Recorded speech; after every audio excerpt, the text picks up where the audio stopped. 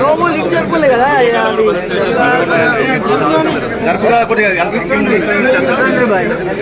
మధ్యలో ఇక్కడ లోగో పట్టి ఎట్లా తీయాలా కొద్దిగా కింది పెట్టు ఆగే మేము తీసుకుంటాం కొద్దిగా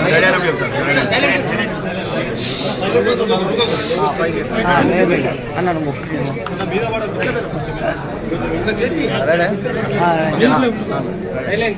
ఈరోజు ఒక శుభదినము. ఎందుకంటే ఆర్మూరు ప్రజలు, ఆర్మూరు నియోజక ప్రజలు 10 సంవత్సరాల నుంచి ఈ బిల్డింగ్ చూస్తే కూడా భయపడ్డారు. మామూలు ప్రజలు ఇక్కడ ఉండేది అసాంఘిక శక్తులు, రౌడీలు, గుండాలు తిష్ట వేసుకొని అధికారం అనే ముసుగును అడ్డం పెట్టుకొని అక్రమాలు, అవినీతి, అహంకారము, అన్ని అరాచకాలు ప్రజాస్వామ్యంలో ఎవరైతే చేయకూడదో, ఏదైతే చేయకూడదో గత శాసనసభ్యుడు, మాజీ శాసనసభ్యుడు, అతని బంధువులు, అతని సహచరులు ఈ అధికార నివాసం ఇది అంటే ప్రభుత్వము ఒక శాసనసభ్యుడికి ఏర్పడిన ఒక అధికార నివాసంలో అక్రమాలు చేసినారు. అది ఇక ముందు చెల్లదు. ఇది అధికార నివాసం అంటే ప్రజల నివాసము. ప్రజలు తమ సమస్యలు చెప్పుకోవడానికి మామూలు ప్రజలు, అమాయక ప్రజలు, పేద ప్రజలు, బలహీనులు, పక్క చిక్కిన వాళ్ళు మాత్రమే రావాలి. దయచేసి పైరవిలు చేసేవాళ్ళు, డబ్బున్న వాళ్ళు, ధనవంతులు ఇక్కడికి వచ్చే అవసరం లేదు.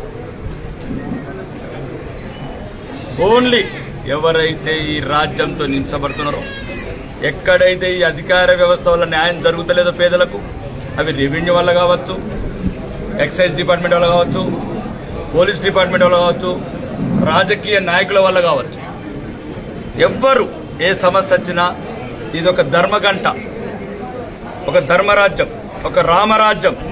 రామరాజ్యం ఎట్లయితే రాముడు వెళ్ళిండో, ధర్మరాజ్యంలో ధర్మాత్ముడు ఎట్లయితే వెళ్ళిండో, ఈ 5 సంవత్సరాలు ప్రజలిచ్చిన ఈ అధికారాన్ని, ఈ ఆశీర్వాదాన్ని మొత్తం ఈ పేద ప్రజలకే అంకితం చేస్తున్నాం. ఒక్కటి ఇక నుంచి మీడియా మిత్రులు కూడా దయచేసి మీరు కూడా ఈ 87 పల్లెల సమస్యలు ఎవరైతే బాధితున్నారో, ఇప్పుడు నేను నిన్న హైదరాబాద్ ప్రెస్ మీట్లో చెప్పినట్టు 80 ఏళ్ళ వృద్ధురాలు బస్టాండ్లో పడుకుంటుంది.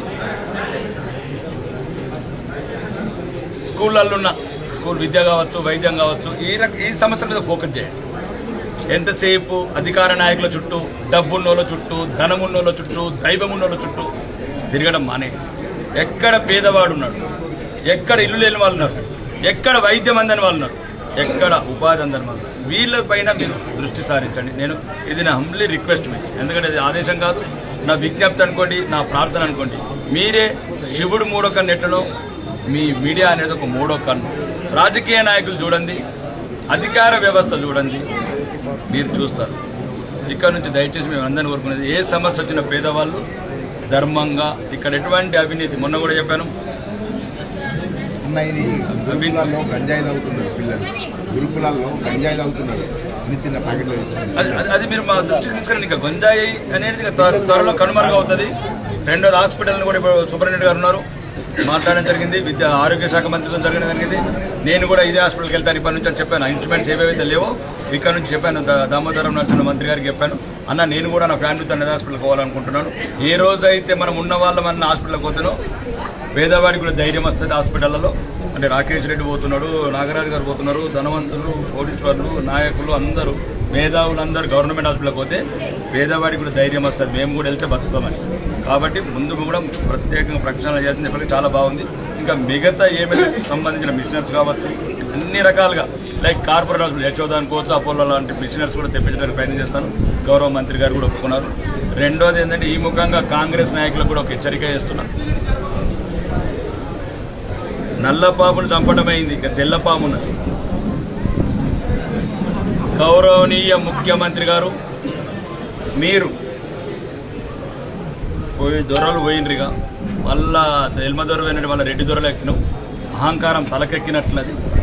కొన్ని ఏమన్నారు మీరు అసెంబ్లీలో, ఇక్కడ ప్రజలు ఎన్నుకున్న ప్రభుత్వం ఉంది, ఢిల్లీలో ప్రజలు ఎన్నుకున్న ప్రభుత్వం ఉన్నది కాబట్టి సహకారంకి ఏం లోటు రాదని ఆశిస్తున్నామని చెప్పి. మేము అంతే. నువ్వు కొడంగల్ ప్రజలు ఓట్లేస్తే ఎన్నుకున్న శాసనసభ్యుడు, నేను ఆరుమూరు శాసనసభ నుంచి ఆరుమూరు ప్రజలు ఓట్లేస్తే ఎన్నుకున్నవాడిని.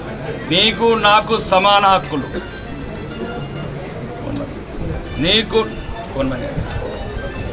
నీకు నాకు సమాన హక్కులు. నువ్వు అహంకారంతో ప్రజాస్వామ్యాన్ని అపహాస్యం చేసేటట్లు ఏమని మాట్లాడావు ప్రెస్ మీట్లో?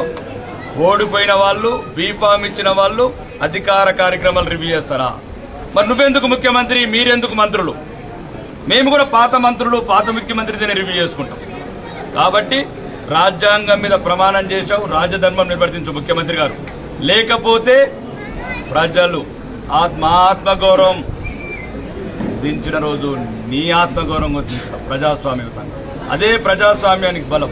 నువ్వు ఏదైతే విర్రవీగుతున్నావో వారం 10 రోజులకే, ఇది ఒప్పుకోదు. ఈ ఆరుమూరు గడ్డ, ఈ ఆరుమూరు గడ్డ, నిజామాబాద్ గడ్డ, నిన్ను కూడా ఓడగొట్టిన గడ్డ, మాజీ ముఖ్యమంత్రిని ఇప్పుడున్న ముఖ్యమంత్రిని ఓడగొట్టిన గడ్డ నా నిజామాబాద్ జిల్లా. దయచేసి పరిధిలో లోబడి ఉండండి. రాజ్యాంగం మీకెంత తెలుసో మాకంత తెలుసు. కాబట్టి గౌరవనీయ ముఖ్యమంత్రి గారు, మీ అనుచరులు, ఓడిపోయిన అభ్యర్థి ఎవరైతున్నారో వినయ్ కుమార్ రెడ్డి జర జాగ్రత్తగా ఉండు. అధికారులను బెదిరించడము, కాంట్రాక్టర్లను బెదిరించడము చేస్తే అక్కడికి పాతోడికి ఒక లెక్క చెప్పినా నీకు కూడా ఒక కొత్త లెక్క అయిపోవాల్సి వస్తుంది. వినయ్, నీకు కూడా ఒక లెక్క అయిపోవాల్సి వస్తుంది.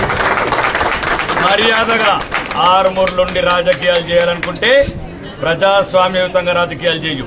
ప్రజలు తిరస్కరించినప్పుడు ప్రజల్లో గుర్తింపు తెచ్చుకో, ప్రజా అభిమానం పెంచుకో. మేమేదైనా తప్పులు చేస్తే మమ్మల్ని నిలదీయు.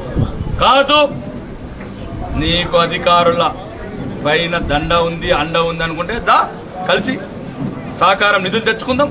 మీ ప్రభుత్వం ఉంది, మేము భారతీయ జనతా పార్టీ శాసనసభ్యుడిగా నేను నా ప్రజల మేలు నాకు ముఖ్యం.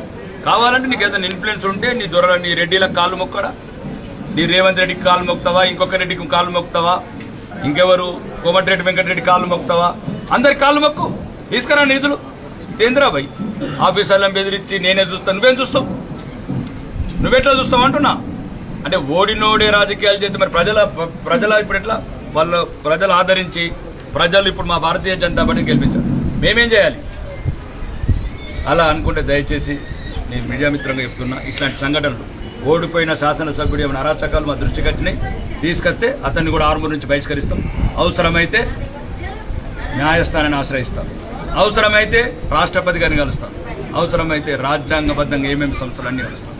ఒక్కటి మాత్రం బ్రోకర్ గాళ్లకు, చీటర్ గాళ్లకు, రౌడీ గాళ్లకు మళ్ళా చెప్తున్నాం, మళ్ళా ఏదో ఒక ముసుగేసుకొని ఒకటి పోయింది కాదని ఇంకొకటి తయారైన ఒక కొడుకులారా, ఒక్కొక్కటి పని పడతా. ఎట్లా పడతానో ఓడిపోయిన అడుగురు ఎట్లా పట్టినో, ఇప్పుడు ఎవరైతే తెల్లపాము ఉన్నాడో వాడి ముసుగులో ఏదైతే మీరు దందాలు చేయాలనుకుంటారో ఇక్కడ కబ్జాలు ఓ ఛాన్స్ 5 ఏళ్ళు ఎట్టి పరిస్థితుల్లో కూడా వాడు ఆట తాగని. ఏ రకంగా మనం చెప్పినట్లు చట్టం తన పని చేస్తే చట్టం చేసుకోబోతుంది, చట్టం తన పని తన చేయకపోతే రాకేష్ రెడ్డి చట్టం మొదలు.